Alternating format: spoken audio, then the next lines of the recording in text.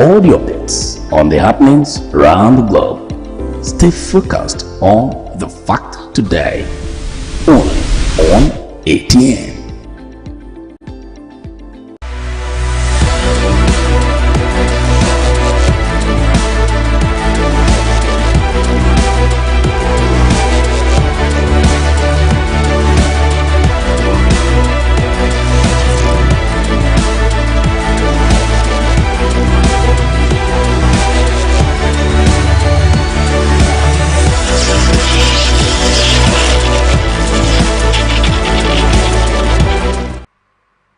All right, a very pleasant evening to you once again, and thank you for joining us on Atlantic Television Network Press Roundtable. My name is Angel Awokoma, popularly known as Angelic Angel. This evening, it is my pleasure and honor to welcome my guest this evening, Alice Afamifune. He is a public affairs analyst. He's going to be dissecting this current affairs and this news and trending issues right with me here on the studio. Thank you so very much for joining me this evening. It's a pleasure having you around this evening. The pleasure is all right. So how are you doing? I'm doing great. You look good. You Thank look you good. So much. All I right. can say the same about you. Oh my God, I'm sorry. Thank you so very much. All right, let's go into the story. Now, coming from Delta State, the Delta State Police Command has arrested 3 men for wrongly accusing some of his officers of stealing their gold chain, supposedly worth 50 million naira, during a stop-and-search operation.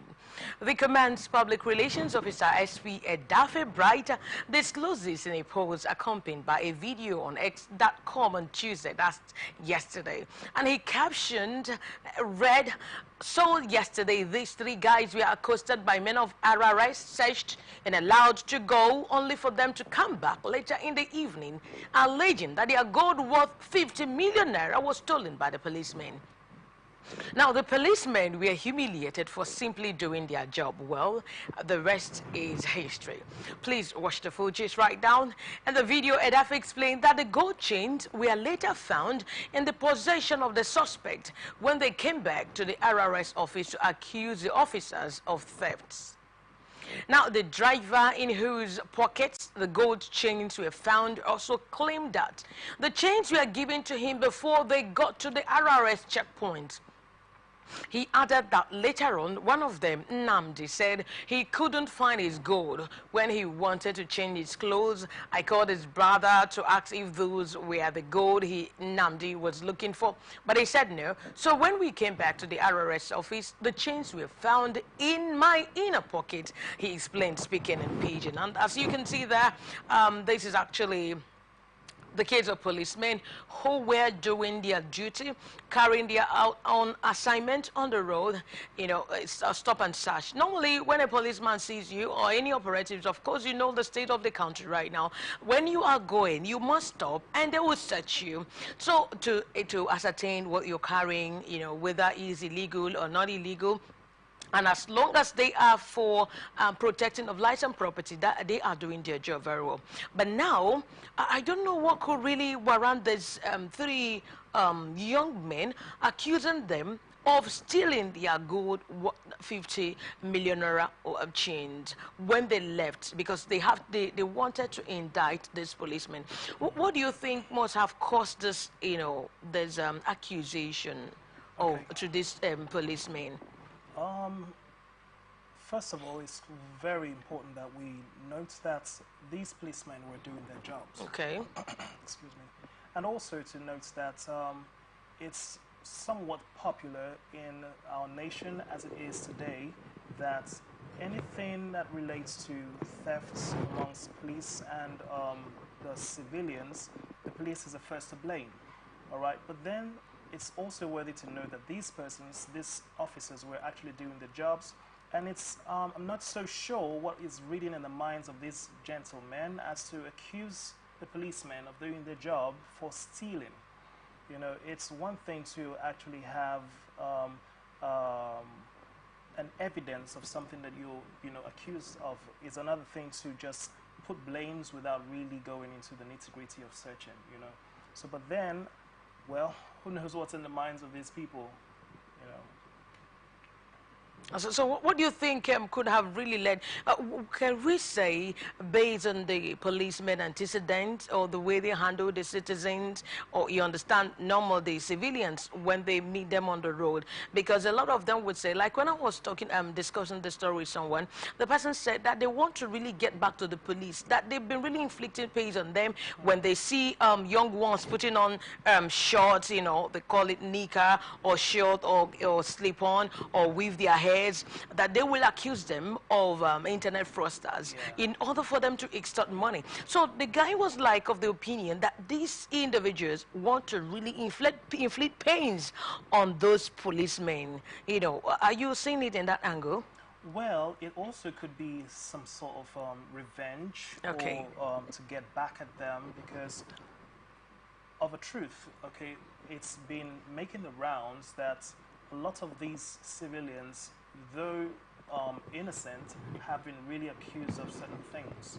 You know, for example, what you talked about, internet fraudster, you know, like what they call the Yahoo boys and all that. And so the policeman, in the bid to do what's right, you know, was accused, you know, guiltlessly, all right? But then it's also important to do the right things. All right, because if you are trying to get back at the police, I'm not so sure that there is a law or something that backs up that action, you know. So that's my thought on that. I don't know. Okay. Well, I think I quite agree with you. It could be a sort of revenge from those individuals because, as I said, the police have been really inflicting pains on them, extorting money. That most of them come up with their POS, or they will drag them to a point where they have to use their card, their ATM cards, and withdraw money and give to them. Exactly. So that once they do that, that is going to really, you know, give them that pain, and it's going to really serve as a deterrent to other policemen, so that when they station on the road, they'll be very careful, do their work. And but for me, I think that's really bad coming from these individuals. Yes, it is. Yes, because if you don't have that natural propensity to steal, you know, because you must have that desire, you must have that you must be that individual that perpetrate evil for you to come up with Some sort of plan exactly to revenge. such an allegation, to say that a policeman, an armed man, and you know very well that they did not do what you accused them of, that they were there to search, to ascertain what you are carrying, whether legal or illegal, where you are heading to, who you are. That's their job, Yes, sir. considering the situation in the economy and in the country. Now, yes, so if they do not have that desire, that tendency, I don't think they will come up with such stories, No, they such won't. allegations, No, you no, know. yeah. And I believe that they will be dealt with draconially.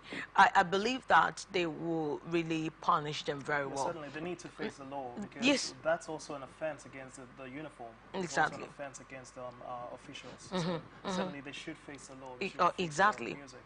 Yeah, they have to face the music. So this is also telling on us everyone is involved. It goes across both gender, male and female, that if you see any armed men, police officers, the army, the navy, they ask you to stop, and they will search you.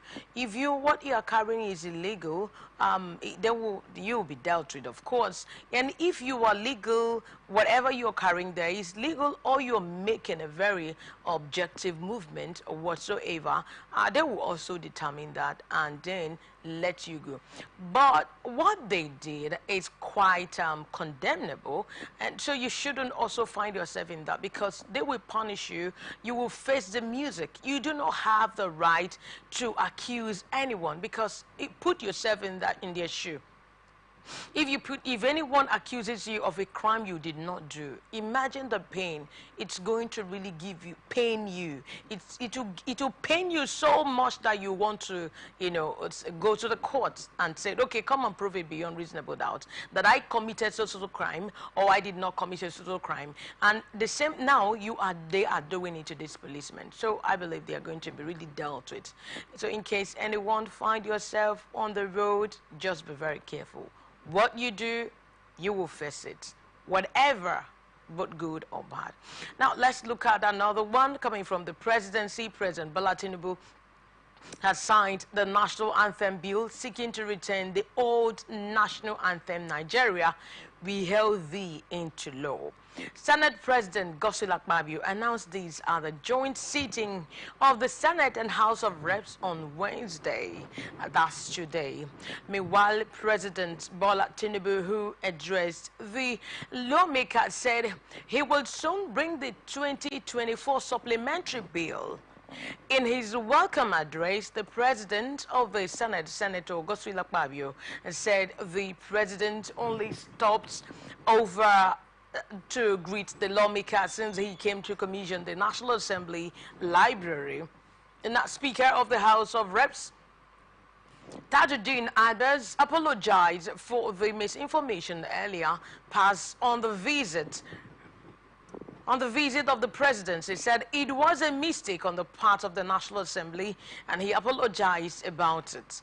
Now, the president has said that whatever speech we have to give should be shifted to June 12, which is Democracy Day. So, to this effect, the president will come flag off the recitation of the new national anthem after giving assent to it, and with the after proceed to other important engagement. Now, in the heat of the controversy surrounding the move, the Attorney General of the Federation, AGF, and the Minister of Justice, Lateef Fagbemi, on Monday urged the National Assembly to halt the bill, saying that the law regarding the national anthem should not be enacted through legislative debate alone. Now, however, President Tinubu on Wednesday signed the bill into law as announced by the Senate President, Godswill Akpabio. Okay, now some Nigerians, on the other hand, are expressing concerns over what could have necessitated a move to abandon the Arise or Compatriot, which has been in use since it was adopted in 1978. More worrisome was the speed at which the bill was passed by both the red and green chambers of the National Assembly. Now, upon the report of the Tinubu signing the bill into law on Wednesday, that's today, some Nigerians took to social media handles to express their grievances. Now, we can see, you can see that what the president is doing, he has already signed this into law. Some aggrieved Nigerians are wondering why they have to abandon the old Arise or Compatriot Nigeria's called. Now, they said they want to bring the old national law, the national anthem into bill. Now, the presidency, as people are aggrieving, people are really, it's been a controversy all over the place. Now, some persons, why will they abandon this one?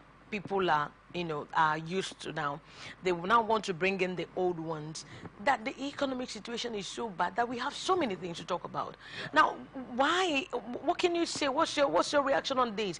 Tinubu signing old national anthem into law. We have other matters to talk about. We have the rise of food. We have the transportation. We're talking about the subsidy. Insecurity is there. Now, they are only concentrating on the national anthem, signing it into law.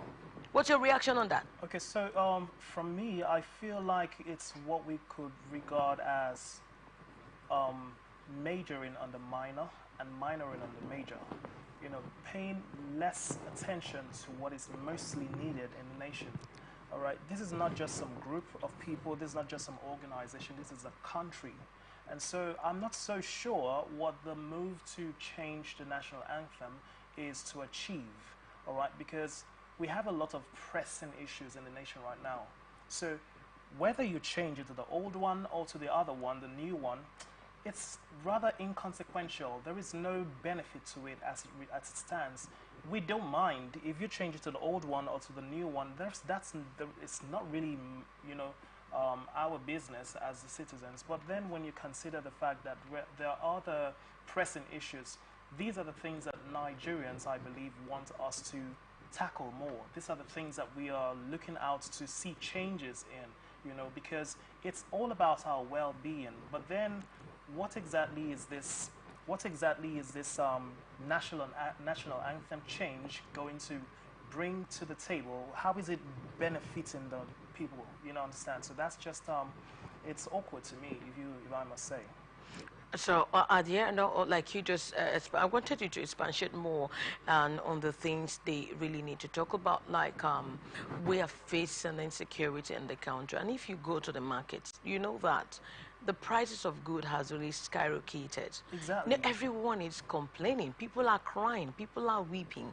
Yeah. And so now they are talking about signing the. They have already signed it into law, into the bill. Like Eze Kwesili, she said no, that she's not part of it, and a lot of persons said no. They don't want, even on the social media, they are talking about it and saying no. This is not really the time for them to. Okay, now look at it. What do you think will be the impact on the schools, both in the secondary schools, in the primary schools? This is in the mouth of everyone. What do you think will be the impact on the students? Now, the thing is that we are not really looking at what the effects of these this change is going to be, or the impact is going to be on the school children, on those in the universities. If you look at families today, okay, the price of Gary has skyrocketed. Every Yes. now and then it keeps increasing. I bought personally, I purchased Gary, all right, a couple of times in 2 weeks, and I can tell you how many times I bought, how many changes in the price of it I bought. And then you can imagine those who cannot even afford it. Yeah. You can imagine those who cannot even afford the basic necessities like transportation, for example. The fuel has, I don't know, the fuel is just something that we need to really focus on, because one of the major concentrations of this nation is on oil. And then when we look at the fact that we are not even concentrating on that to see how we can better the lives of the common man, the citizens of this nation, and then rather we are looking into changing. It's just like saying the nation is going through some tough times, and I'm looking forward to changing my shoe. Oh, the shoe is old, I need to change the shoe. So let's see how. It's inconsequential. It's inconsequential. The price of fuel has increased. The price of food commodities have increased, and if you even look into the food aspect now, you notice that even those who you hear that the dollar has risen and all that stuff, and then you notice that even those who don't even sell things that affect anything, they're also increasing their prices as well. You understand? But then these things are affecting Nigerians. But it's so sad to see that our leaders are not really paying attention to getting the nitty-gritty of what affect us. Exactly. Okay, they're not really concerned. It seems as though they're not concerned about our basic necessities. And as a matter of fact, and not just that, concerning about the basic necessities, when signing this bill into law, they didn't take cognizance of the students' ability to now start learning, trying to unlearn what they already know.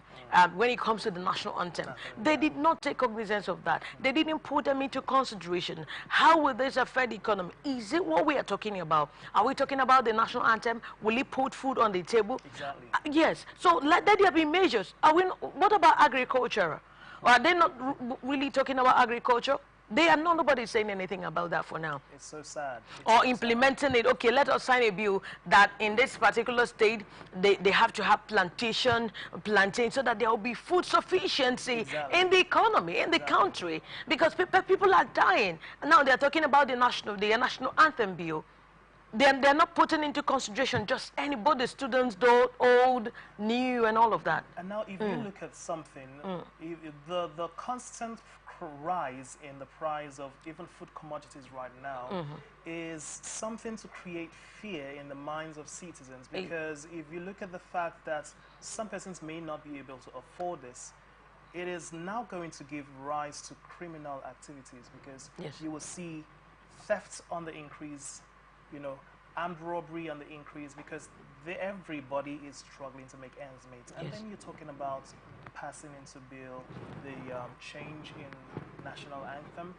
Come on, what is wrong? Whatever went wrong with the first one, whatever went wrong with the one we are currently, the Arise, O Compatriot, whatever went wrong with that, how bad is that affecting the nation? Do you understand? So yes, it has a very, it's not so consequential as you may relate it to the basic necessities of the common man. So they should have concentrated on other things that affects the economy, that affects, they should have even looked at into the curriculum in the school, how the children are doing, how the students are faring, and the things, education, yes, what to incorporate into the school curriculum that will help better the lives of the society in the future, because we have the students as a future generation. Certainly. Because this is what they are supposed to be talking about, instead of talking about what to remove from the national anthem and what to put in. I think it's quite inconsequential. Really inconsequential, if you ask me. All right, then you were talked about oil, and that is leading us to another story. The Nigerian National Petroleum Company Limited has discovered a total of 122 illegal oil refining sites in the past week across Niger Delta region. The NNPPCL said a filling station was sealed for selling illegally refined fuel to motorists in Akwa Ibom.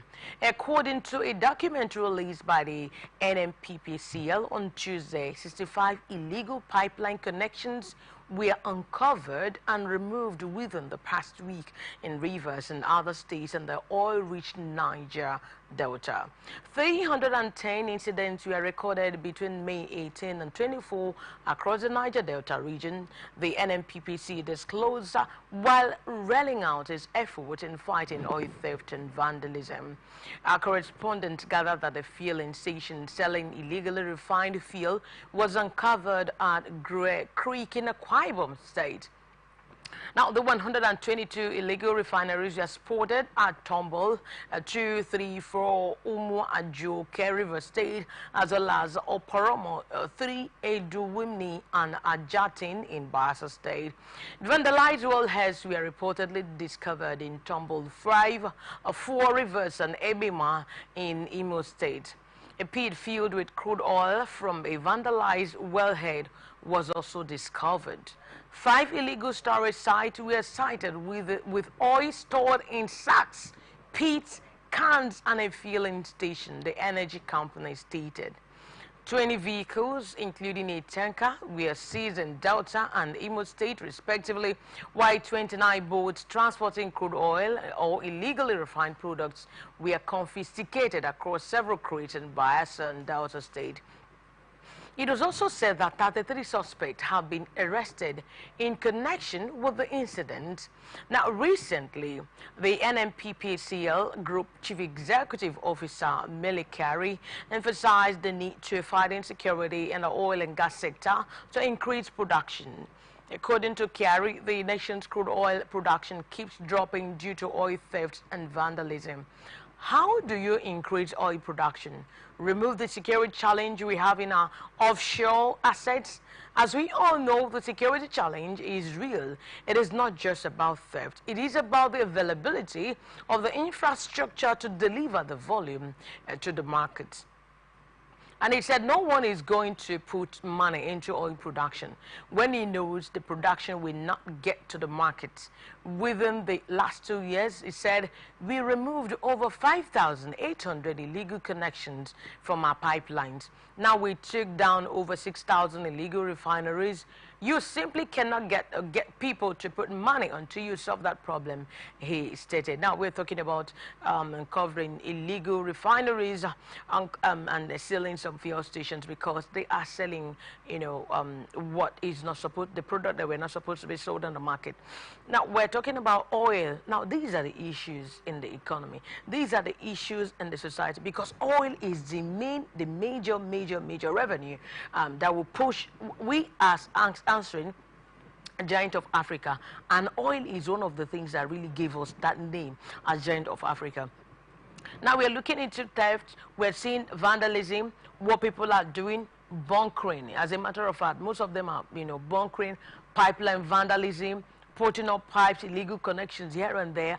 That's why when you talked about it, I say I know another story is coming up again. So what is your take on these whole illegal refineries being? What do you think is the effects on the masses when it comes to this oil subsidy, when it comes to the transportation, when it comes to our economy growing and dwindling. So what's your take on that?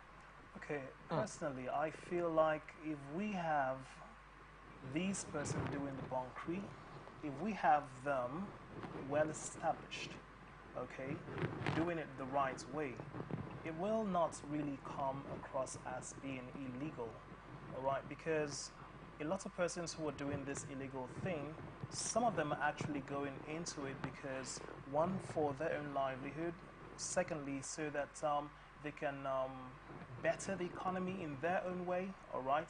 But then I feel like, personally, if they were empowered rightly and they do this, like turn this table around from that illegal way of doing it to making it legal, like legally manufacturing these things, then I think it's going to be in the benefit of all the masses, basically, because you're going to be helping. It's just helping from both ends, the ones who are doing it and the ones who are receiving it.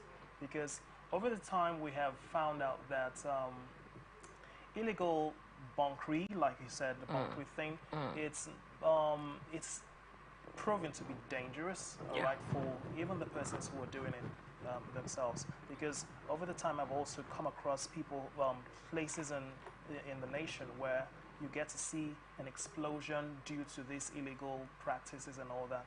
But not to say that if we empower these people the right way, then we are saving lives, we're saving our economy of certain things, and then we're not wasting our own resources as well. So that's what I think should be. Okay, because that should also be their area of concentration, making sure that they really deal with this illegal oil refineries, illegal refineries.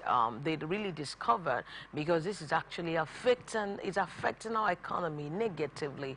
Yes. It's impacting on us. It's telling on us, because now, you know, there's one man, he bought fuel worth 40,000 naira, not knowing that that was just an adulterated oil, adulterated fuel, okay? And it stopped over. It was like it was mixed up with fire. And as you can see, you saw the picture of the young man. You know, a lot of things that were not supposed to be done, you know. So these people, they need to really check them. And it's not about sealing fuel station. Do you know that some of them can seal the fuel station, and they will give them money and they will release them? Yes, it happens a lot of times as well. What can you say about that?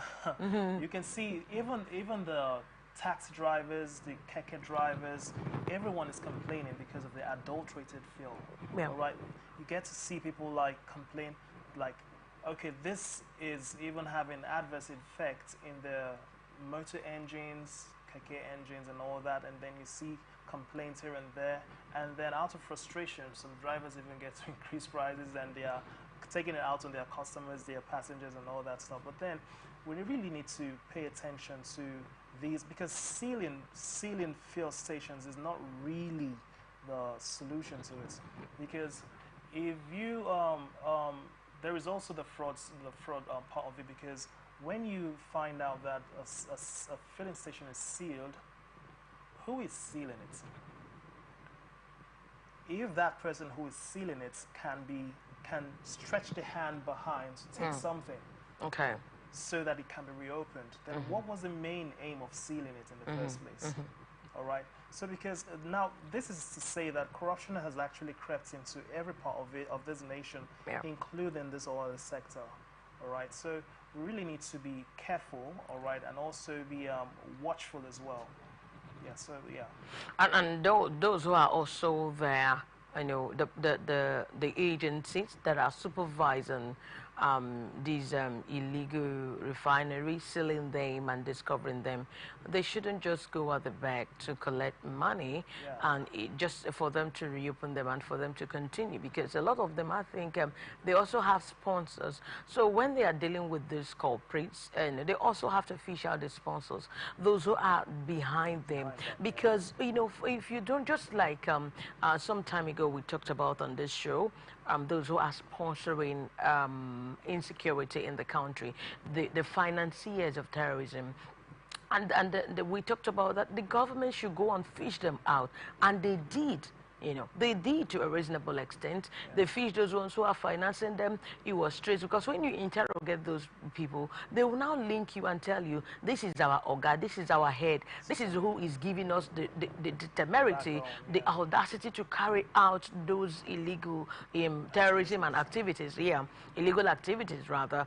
Now, when it comes to oil vandalism, when it comes to oil thefts, you can't do this perfectly well, wonderfully well, carried out successfully over a period of time without you having a sponsor. So I think I advocate here, press roundtable or journalists, media practitioners, whatever you are, public affairs analysts, that opportunity to speak to the government, to tell them extra what is happening in the society. This is where we have, audacity to really avenue to tell them what is actually happening and how we feel and proffer solution. Now, what I'm trying to advocate is that they also need to look out for those persons who are financing this, those who are behind it. Yes. Do you think it really make any sense? Yes, I think it's also something to look into, because, like you rightly said, I wouldn't do something that I know is wrong if and openly do it like with all boldness if I don't have someone who is my backbone. All right. There is something they used to say in a part of this nation where a child can look up to an old man, okay, not so old, and dare him. Now, what gives a child that audacity is because of the person he has behind him. So he can go ahead and do whatever he wants to do, knowing that he's got a backup. He's got people who will stand by him. So it's the same case with these persons. If they know that what they're doing is wrong and they're bold to go ahead and keep practicing that way, it's because they have sponsors, like you say. Now, it's very important that we understand that if we don't attend to the sponsors, it will continue. If we don't have any actions taken out for those who are sponsoring them, we don't have any headway. There is no headway. So it's very important that we fish out those sponsors, let them face the law, and then at least they say change begins with us, So yeah. All right, that's the much we can take on that. Let's embark on a very short break. When we come back, we're going to look at what FG has really done as regards to minimum wage. Stay tuned. From the line across the ocean to the land beyond the mountains, through the Sahara, we bring honest pop news, live analysis, expert discussions on trending stories in politics, business, socio-economy, sports, and documentaries. So catch all the updates on the happenings around the globe. Stay focused on the fact today. Only on ATN.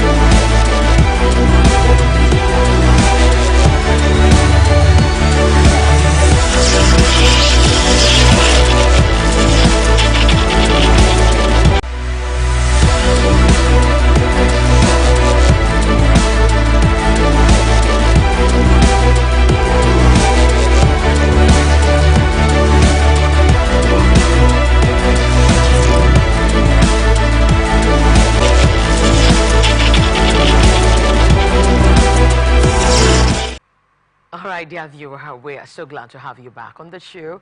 And in case you're just tuning in right now, you are watching Press Roundtable on Atlantic Television Network with Angelic Angel and Alex Ahami Fune on the show with me here. Now, we want to talk about what the FG has really done on the minimum wage. President Bola Ahmed Tinubu's government has increased the minimum wage offer to 60,000 naira for Nigerian workers. The government made the offer on Tuesday, May 28, 2024, at the Tripartite Committee meeting on minimum wage. A prominent member of the committee disclosed this after the meeting, saying that the federal government and the organized private sector side of the talks that the OPS proposed a 60,000 naira monthly minimum wage on Tuesday, that's today, as against the 57,000 naira they proposed last week when the committee last met.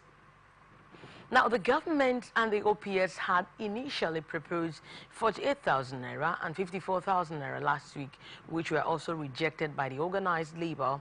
The organized labor had also presented 615,000 naira as a new minimum wage, but saw reasons to drop their demand to 497,000 naira last week and then to 494,000 naira on Tuesday, that's today. Now, today's meeting was, however, deadlocked as talks ended without an agreement on what to pay as a new minimum wage. The Tripartite Committee for the negotiation of a new minimum wage for Nigerian workers is yet to agree on a new minimum wage just about 3 days before the May 31st deadline the labor union gave to the government to conclude the negotiations. Now, the labor union said the current minimum wage of 30,000 naira can no longer cater for the well-being of an average Nigerian worker, lamenting that not all governors are paying the current wage award, which expired in April 2024, 5 years after the Minimum Wage Act of 2019 was signed by the former President Muhammad Buhari. The act should be reviewed every 5 years to meet up with contemporary economic demands of workers. Now, NLC President Joe Ajaero had described as unsubstantial the fresh proposals by the government. It is still not substantial compared to what we need to make a family moving, the labor leader has said of the current 30,000 naira wage paid to workers in the country. And he said, and I quote, "The economy of the workers is totally destroyed. In fact, the workers don't have any economy. I think there are two economies in the country, the economy of the bourgeoisie and the economy of the workers." Now, we are talking about, again, what the FG has done on the presidency. We're saying that the minimum wage to increase it to 60,000 naira. Now, last time, when they were really deliberating this with the organized labor, they said they said they needed 600 and something thousand naira to be paid to workers. But at the point after putting some things into consideration, they said, okay, let us drop it to 400 and something thousand naira. Now they are trying to push this to the government because of the economic situation, because of the rise and increase of everything in the economy. Now, what we are having is 30,000 naira minimum wage, and the FG now says they have really approved 60,000 naira minimum wage. They are also saying that this is bad. They said from 57,000. So it's addition of 3,000 naira being added to what they are talking about. Now, the president, they have not really hasn't come to an agreement what should be given to the Nigerian workers. Now, do you think this 60,000 naira will do anything, considering what we are facing in the country? Do you think it's going to go a long way in helping us, the Nigerian workers?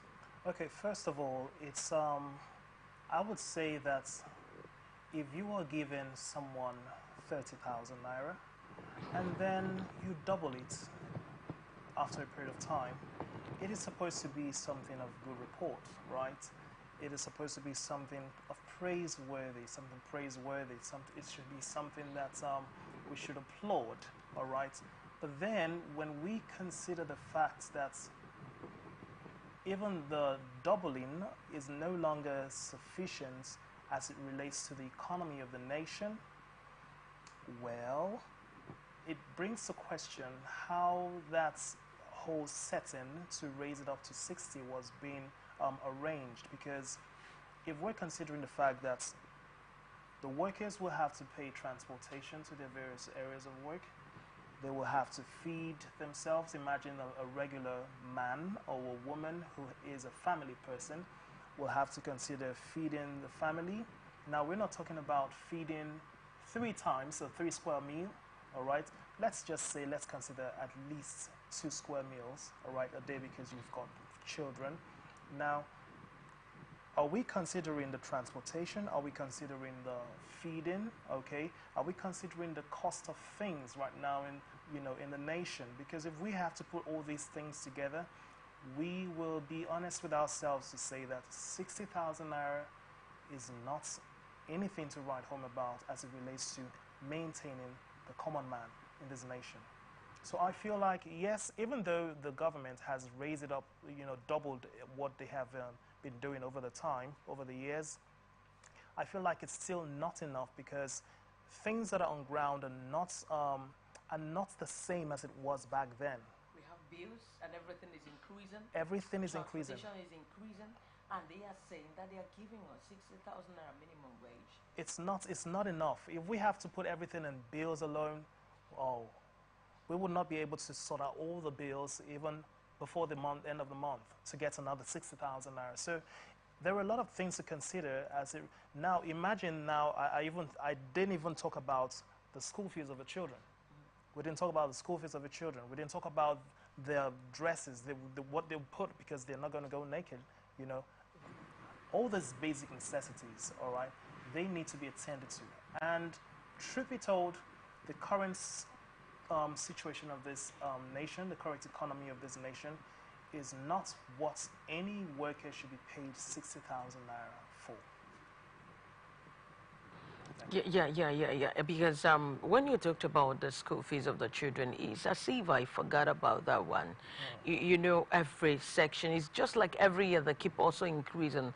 Exactly. Irrespective of the fact that the FGs are not really implementing what they're talking about. Because even now, the organized labor gave them a deadline that if they don't approve what they have given them to approve, they are going to embark on a strike. That there is going to be a problem. Now, everything they keep on increasing. Both the school fees, you talk about what they wear, their footwear, there's everything, the food, and then even the mothers, the fathers, they also go to work. Exactly. They also go to work. Now, is it from the salary that all these things will be taken care of? The school children, some persons are paying over 100,000, 200,000 in private schools, and even when you put them in public schools, it's also the same. It's no longer like before. Everything has really increased. So I think there's a need for them to look into this matter of minimum wage, because yes. Because it's almost making us Nigerians tend to another line of income. Because if we are to solely depend on the government for 60,000 naira to live in this nation, oh my goodness, it's not really going to be substantial. So this is actually pushing us, the citizens of this nation, to looking for income somewhere else, establish our own businesses, and even task other persons to pay more than what they should normally pay, because considering the economy of the nation, and then, as I said earlier on, citing the increase in criminal activities as well. Because when you talk about 60,000 naira, a lot of persons will be driven into depression because of the fact that, one, some persons, now, what about those who are not even working? All right, 60,000 naira for those who are working is not enough. Then what about the ones who are not working? All right, so that these are actually tailoring to Nigerians. Go fend for yourself. If you're not able to take the 60,000 naira, then I don't know what I can do for you. You understand that kind of thing. So I think the government should look into it and look into the need to increase that, to do something that matches the current economy of the nation. All right, like you just said, I think I quite agree with you. The government really need to do something that would really match the current situation and the economy and the country. And they really need to sit down with this labor, organized labor, come to an agreement, and because they also have families, not because they are, just like the organized labor say that we only have two economies, the bourgeoisie and the working class, you know, of Nigerians. So those people who already have money, that's their economy, and the economy of the workers is not something to be, you know, write home about. So I think there should be an agreement. They really need to do something about this minimum wage. The 60,000 naira will not be enough. People are crying, people are weeping. No one is happy with the current situation in the country. Mothers, fathers, the children, everyone is suffering. So let's try as much as possible to do on our own part. Now let's look at the stories coming from Lagos State. Gas explosion rocked the Joshua NTA 10 outlets of Lagos State on Wednesday, sparking a fire that gutted over 300 wooden shanties in the area. The blaze also affected the nearby St. Heritage Children's School on Adedapo Street off Arale Street in Turulere. A gas explosion occurred at the Joshua NTA Channel 10 access, raising over 300 shanties. Residents and business owners are counting their losses. NTA reported. An eyewitness, Mike on TV, appealed for urgent assistance, saying, "We need emergency response at Adedapo Street off Arale Street, Turulere." Okay, now as of the time of filing this report, there have been no reported loss of life or injuries. Now, let's just a quick one. Now, this is a gas explosion that rocks Lagos community, and if you look at the destruction, just see what is actually going on. Now, we've seen the firefighters, but I was going to ask, like, maybe there was no quick response for them to come, because they said they have already damaged over 300 shanties. Rendering, people are counting on their losses, though with no lives. They've not really seen any person that have died, or you know that someone died in that during the fire incident. But does it mean that the firefighters did not really respond on time, or they were not really checking on all those things? The gas explosion, we're talking about gas explosions. Could it be connected to bad connections, you know, illegal wiring and connections, or what? Or does it mean that they are not really, you know, they're just so careless or carefree about what goes on the gas, you know, the gas? Okay. So I don't know your reaction on this. Okay, It has really damaged a lot of goods, and then even shelter in that access. It's as sad as it could be that shelters, houses, and shanties have been, you know, badly affected. One good thing that we could be thankful for is the fact that there was no loss of life. All right, but then as it relates to the carelessness or the use of the gas, it feels as though that we need to pay attention to the gas sector as well, because sometimes when people go to get gas, cooking gas, some people I've heard over the time complain about the fact that either the gas is not working, or the cylinder is leaking, or one thing or the other. So there is a carelessness from the gas dealers, the gas stations, and there's also that coming from the consumers as well. All right, because I know that there is a way to check even to check your gas cylinder if it's expired and all that. Because we need to be careful. Gas is something that when it explodes with fire, it's not a good sight to behold. And so we should be, it's something we have to be really careful about. And then also about the firefighting or the firefighter, you know, I'm still wondering why it'll take so long for them to arrive at the scene, that it consumed about 300. Yeah, shanties, yeah, and even more. It's something to really, it's worrisome, all right? Another thing we need to also consider is how far is the station and how quickly were they called, you know? So because these are factors we also need to put into consideration. Who called for them? When was that call made? From whose shanty, from whose shelter did that gas explode? was there anyone at home when that explosion, So there are a lot of things to put into consideration. And then Lagos, as we all know, is a very congested city. So when we talk about Lagos, well, the first thing that comes to mind is the traffic that's there. Except we're saying that there is a route where firefighters can just go unhindered, But then it's not happening. So then that's to talk about from their own angle, like how quickly they arrived at the scene and were able to put out the fire and all that. So, but then from the consumer's corner, I feel like we should be more careful, because you can imagine the number of shanties that were destroyed. What about if we were counting lives? What about if we're counting children, men, women? Okay, because that would not really have been a good sight to behold. Honestly, I believe that if there was a quick response, I don't think that damage would have really been recorded. Yeah. But like you said, rightly said, and we read that at the time of filing this report, we didn't hear that someone died. But I believe that investigation will be carried out to ascertain where this thing emanated from, who started, whatever, and that really, led to this gas explosion. They will carry out an investigation, and I believe there will be an update. That's the much you can take for today's press roundtable. I just want to thank you so very much that you can join us and stay connected with A-Team. We are on Atlantic. You can follow and like our page.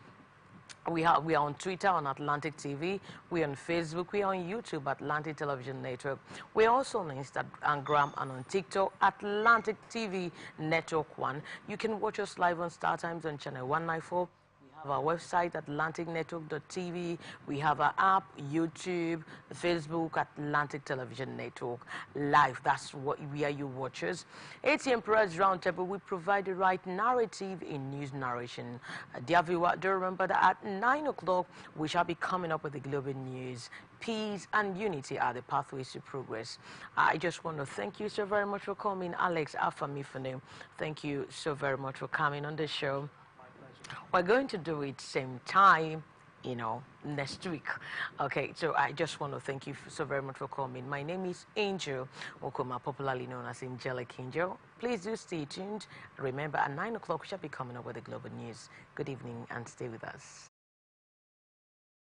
From the line across the ocean to the land beyond the mountains, through the Sahara, we bring all sport news, live analysis,